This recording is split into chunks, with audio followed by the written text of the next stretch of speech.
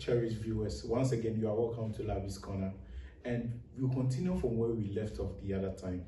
So, Pastor, where we left off, I think we got to the point where mommy was in the hospital in labor. Yeah. And the woman rushed in. Sure. So this midwife rushed in. She was a worker there, but was not on duty as at that time. Wow. So she rushed in and aided in the delivery. She had to drive all the midwives from the room, and then my wife was able to deliver. But it was later we got to know that she told us why she came there at that time. That she was at home when the Spirit of the Lord visited her and told her to come to the hospital. Wow. And I think that was the last delivery she made before going on retirement. Currently, she's in the US. Wow. She's in the US. So a number of accidents and all that is not easy. The attacks and challenges, just as I initially said, it's a battle. It's a battle. Yes, it's not butter and bread. It's a battle. The one thing the Lord does is that when you give your life to Christ, you come into a new realm where you are empowered to fight the enemy. So it's like a boxing arena. That you experience the pressure. The wind of attack is there, but there is victory. You are walking in victory. So that makes this kind of calling very enjoyable. Wow. So viewers, the battles may come, but God will grant us the grace to stand through. So Pastor, can you share with us some of the joyful moments? Okay.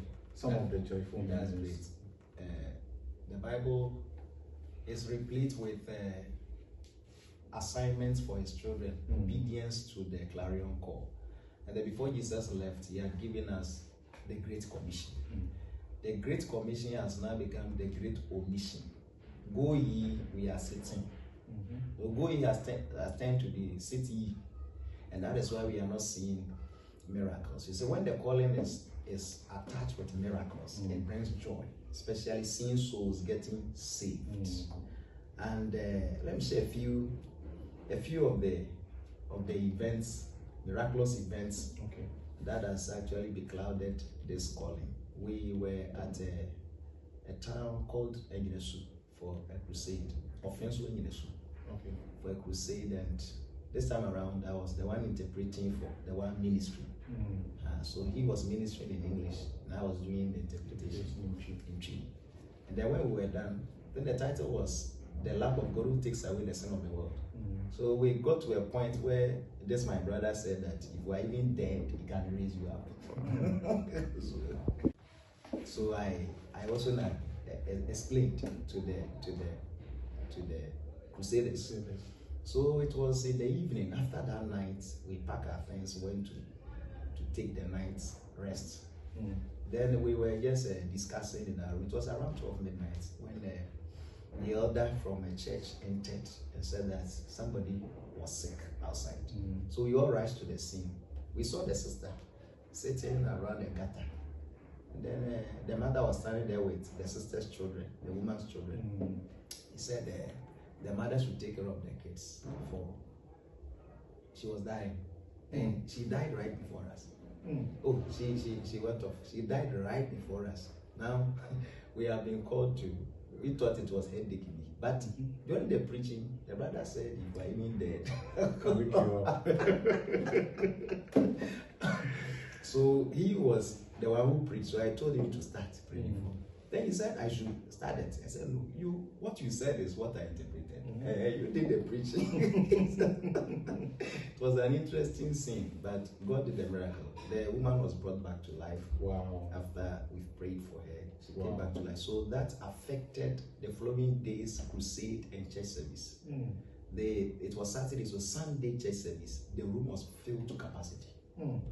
Yes, filled to capacity. So that means word went around. Oh yes, it went around, filled to capacity. And that evening we had a mammoth crowd. So we went to a town by name Kwanta. That's after Mampong, Asante Mampong, for a crusade. And then it was even a lady who was leading us. And we didn't have these crusade gadgets. So it was one konkobi and making some ugly sound. that we picked it. The joy was there to facilitate the gospel, to move with the gospel. And then when we got there, it started raining. So we were praying that the rain should subside for us to do the work.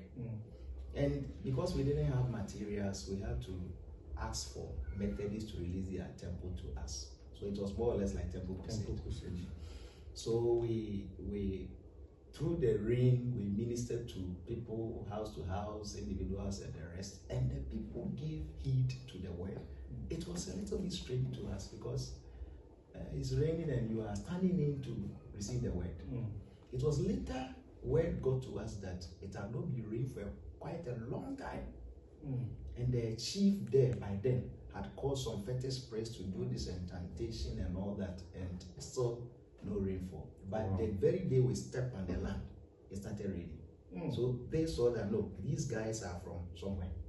That was why they gave heed to the word. That was Friday. Saturday, we went from house to house.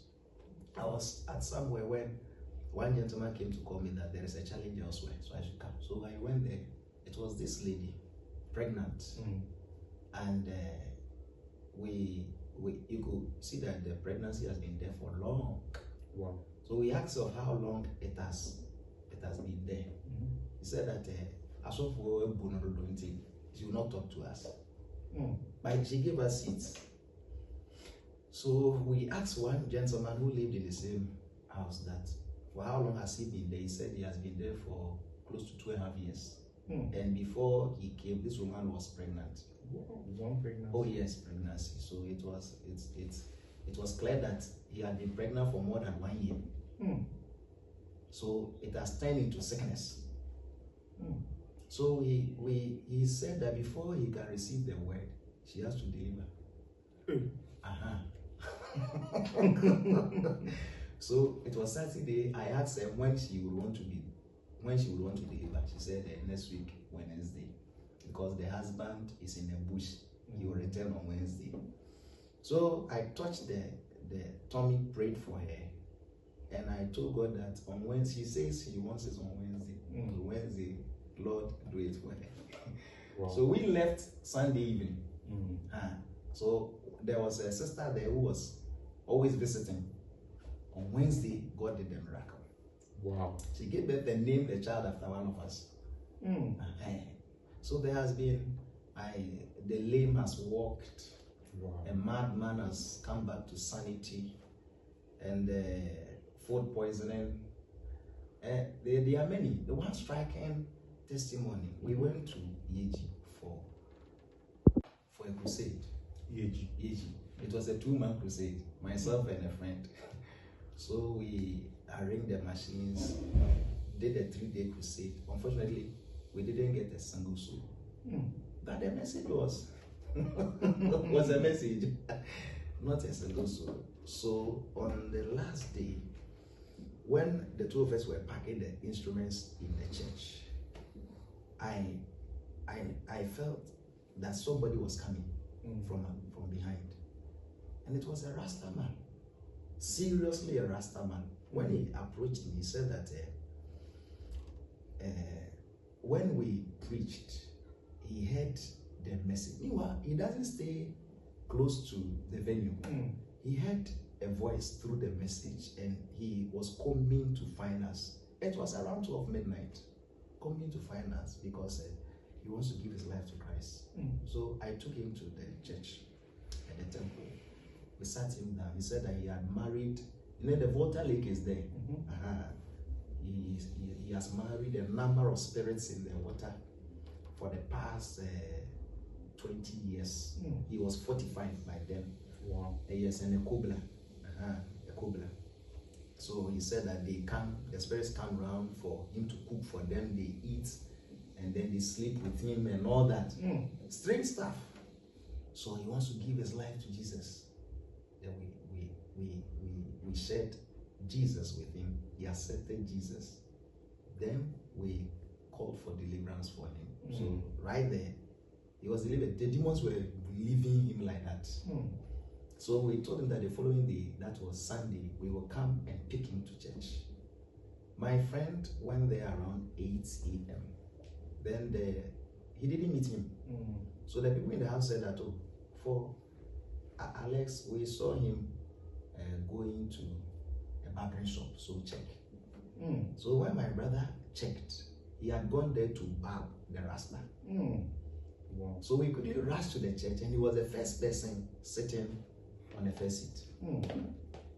So we have had people masturbating, lesbians, gay, giving their lives to Jesus, and the Lord polishing their lives, and that brings joy. That brings massive joy, because this is the whole duty of man.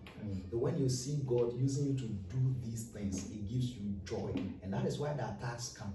Because thieves will never steal from an empty house. Yes, they will attack a house with substance.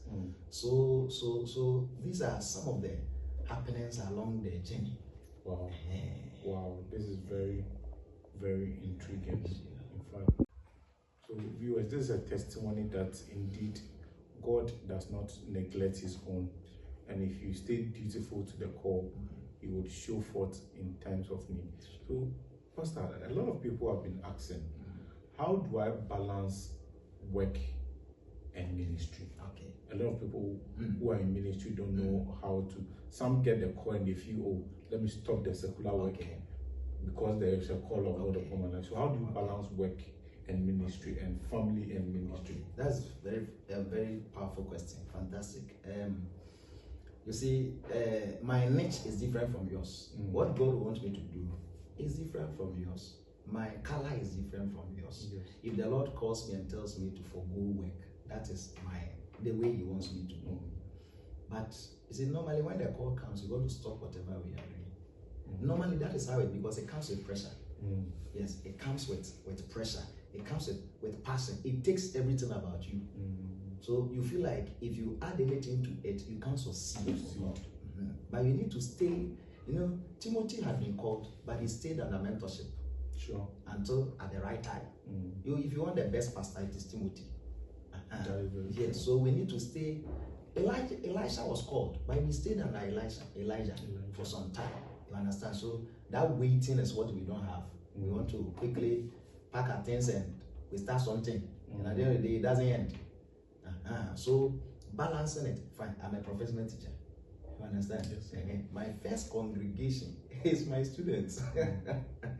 It's my students. So I don't see any need. Fine, if the Lord tells me to quit, fine. But I have my congregation already given congregation.